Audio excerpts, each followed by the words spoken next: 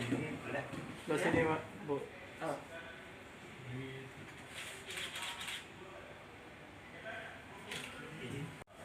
Ibu yang ada hadir di sini mewakili mitranya dari Prof. Aceh. Prof. Aceh salah satu penerima Majalah Integritas Award tahun 2025 dalam rangka ulang tahun Majalah Integritas ke-12 tahun.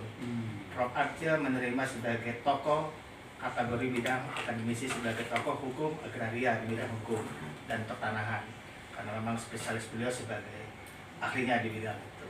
Nah, memang siapa-siapa yang menerima Integritas Award ada beberapa, salah satu juga Prof.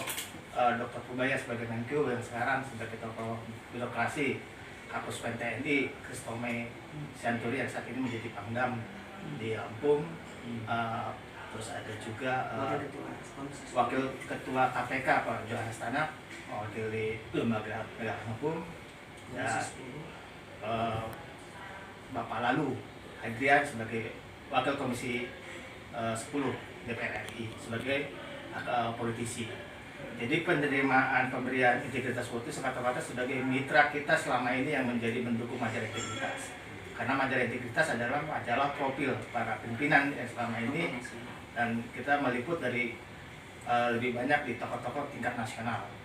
Jadi majalah profil yang memang kita mengkhususkan sebagai sebagai majalah pimpinan karena kita memang ingin majalah ini sebagai pegangan untuk para pemimpin-pemimpin nilai yang lebih dari yang seperti biasanya. Kalau media kan ada beberapa hal, karena kita mungkin dari media mungkin ada khusus, tapi ini majalah khusus pimpinan. Memang kita semenjak kita didirikan oleh para guru besar yang telah mendahului kita seperti Majalah Integritas itu berdiri tahun 2013.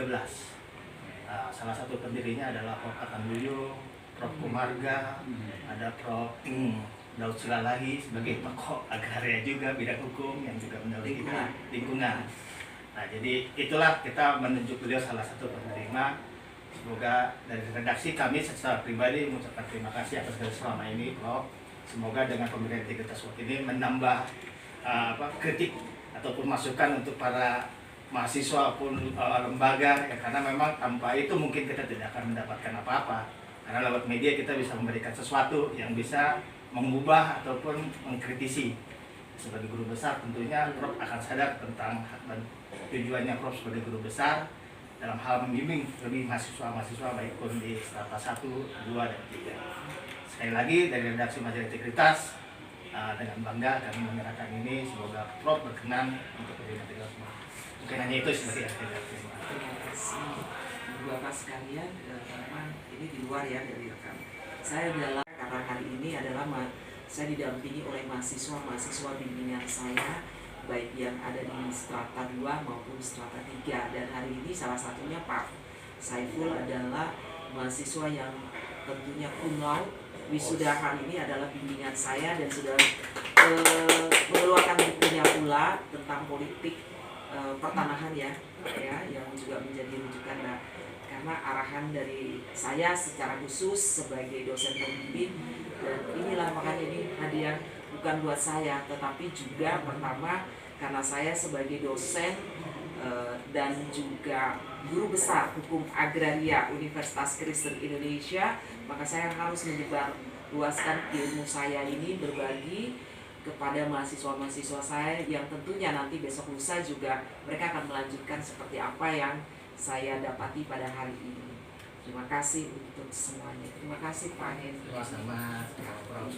Kita foto dulu. Ya, guru besar di bidang guru besar ilmu hukum dan agraria. Ya, jadi ini sebetulnya juga persembahan juga perjuangan selama ini lah istilahnya gitu. Iya, saya bersyukur karena tahun ini tahun yang penuh berkah bagi saya. Saya menjadi guru besar yang sangat susah sekali untuk didapatinya lewat sistem dan juga aturan. Saya akan mendapatkan guru besar itu, dan inilah selama perjalanan saya di bidang hukum agraria dan pertanahan mendapat award 2025.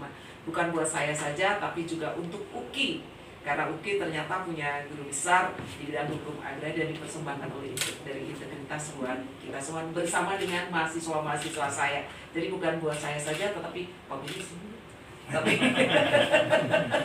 akan mengedepankan untuk sebagai seorang akademisi, tentu saya melakukan penelitian-penelitian juga menyebarkan ilmu ini kepada seluruh fakultas hukum yang ada di Indonesia, lalu kemudian membimbing mahasiswa-mahasiswa di bidang hukum agraria dan pertanahan, dan tentunya bagi pemerintah saya mendukung apa yang disampaikan oleh pemerintah. Namun apabila ada keliruan atau kesalahan, maka tugas saya sebagai guru besar untuk dapat melakukan koreksi-koreksi untuk memperbaiki dukungan dari kepada presiden dan juga pemerintahan saat ini.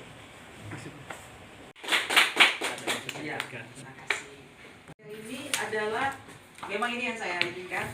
Boleh teman-teman Difoto. Jadi temanya ini ya, word saya itu menegakkan agraria untuk rakyat kecil. Ya, inilah tema yang saya inginkan karena saya mendebatkan dengan bagaimana mengimplementasikan dari pasal 33 ayat 3 dari Undang-Undang 1945 yang menjadi roh dari itu pertama. Tagline-nya. Iya. Berhasil dan yang perlu diperkuat gitu ya.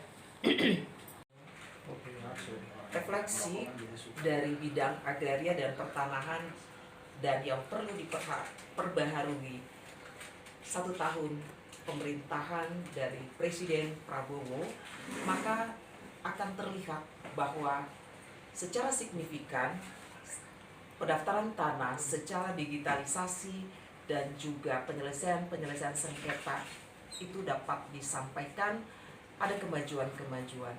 Namun ada beberapa hal yang perlu ditingkatkan kembali, bahwa dengan adanya pendaftaran tanah baik secara digitalisasi ada hal-hal yang diperhatikan. Pertama, yaitu tentang bahwa pendaftaran tanah bukan dilihat saja secara bagaimana perlindungan hukum itu diberikan kepada masyarakat untuk juga mereka dihindari dari praktek-praktek mafia tanah yang ada, sehingga masyarakat adat banyak sekali dalam pengalaman dan juga penelitian saya banyak yang terpinggirkan.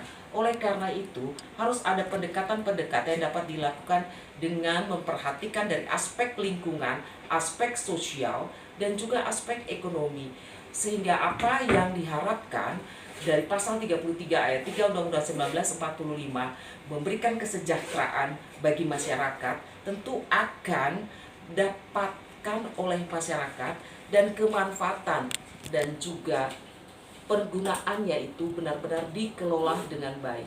Banyak hal yang terjadi di lapangan di dalam penelitian saya, bahwa ternyata masyarakat memang sangat mengharapkan mereka dapat memperoleh tanah dengan mengelola dengan baik.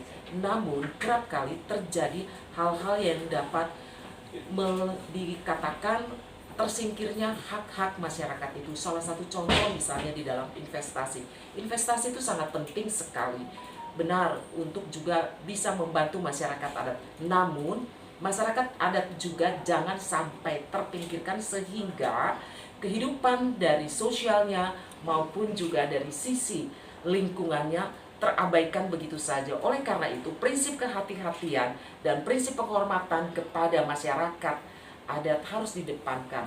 Lalu kemudian juga konflik-konflik agraria masih seringkali juga terjadi. Oleh karena itu memang dengan penguatan secara administratif, bahkan juga penguatan secara monitoring yang terus-menerus harus dilakukan agar apa yang diharapkan sesuai dengan TAP MPR nomor 9 tahun 2001 tentang reforma agraria itu dapat dilaksanakan dengan baik.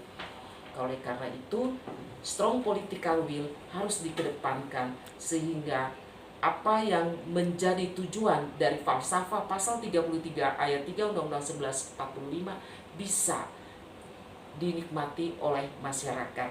Disitulah negara hadir untuk dapat memberikan kesejahteraan bagi masyarakat.